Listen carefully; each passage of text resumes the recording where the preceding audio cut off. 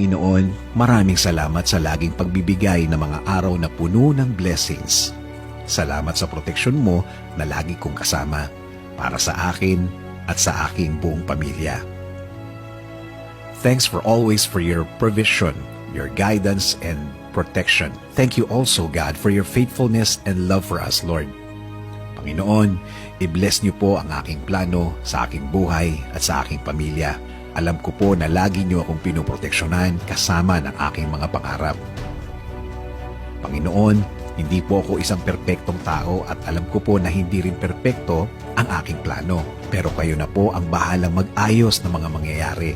Dahil naniniwala pa rin ako, Lord, na ikaw ang mas nakakaalam ng bukas. Alam ko po, Lord, na marami pa akong dadaanan para matupad ang aking plano sa aking buhay. Pero alam ko po na bibigyan niyo po ako at ang aking plano sa buhay